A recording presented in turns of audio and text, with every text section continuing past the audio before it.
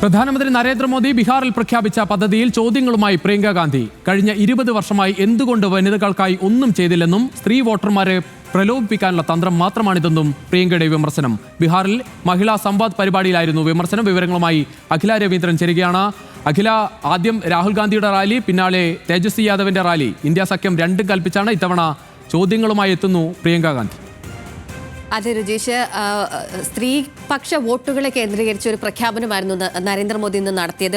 മുഖ്യമന്ത്രി മഹിളാ റോസ്ഗർ യോജന എന്ന ഒരു പദ്ധതിക്ക് തുടക്കമിട്ടിരുന്നു ഇന്ന് പ്രധാനമന്ത്രി നരേന്ദ്രമോദി.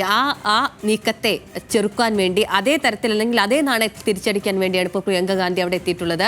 മഹിളാ സംവാദ് പരിപാടിയിലാണ് ഈ മുഖ്യമന്ത്രി മഹിളാ റോസ്ഗർ യോജന എന്ന പദ്ധതിക്കെതിരെ പ്രിയങ്ക ആഞ്ഞടിച്ചിരിക്കുന്നത്. സ്ത്രീകൾക്ക് 10,000 രൂപ നൽകിക്കൊണ്ടായിരുന്നു ഇന്ന് ആ പദ്ധതി തുടക്കം കുറിച്ചിട്ടുണ്ടായിരുന്നത്. അത് തെരഞ്ഞെടുപ്പിന് ലക്ഷ്യം വെച്ചാണ് ഇപ്പോൾ ഈ പദ്ധതി നൽകുന്നതിന്, ഈ 10,000 രൂപ നൽകുന്നതിന് എന്തിന്റെ അടിസ്ഥാനത്തിലാണ്, ആർക്കൊക്കെയാണ് ഇത് നൽകുക, എല്ലാ മാസവും ഇത് നൽകുമോ, എന്ത് മാനദണ്ഡമാണ് ഇത് നൽകുന്നതിൽ സർക്കാർ സ്വീകരിച്ചിട്ടുള്ളത്, അങ്ങനെ ചോദ്യങ്ങൾ ഉയർത്തുകയാണ് പ്രിയങ്ക ഗാന്ധി. അത് മാത്രമല്ല, ആ സ്ത്രീകളോട് പറയുകയാണ് ഇത് തെരഞ്ഞെടുപ്പിന് ലക്ഷ്യം വെച്ച് മാത്രം നടത്തുന്ന ഒരു പരിപാടിയാണ്, കേന്ദ്ര സർക്കാരിന്റെ BJPന്റെ പരിപാടിയാണ്, അത് മനസ്സിലാക്കണം എന്ന് അവിടെ പൊതുപരിപാടിയിൽ ജനങ്ങളോട് സംബന്ധിച്ചുകൊണ്ട് പ്രിയങ്ക ഗാന്ധി പറയുകയാണ്. ഇപ്പോഴും അവിടെ സംസാരിച്ചുകൊണ്ടിരിക്കുകയാണ് പ്രിയങ്ക.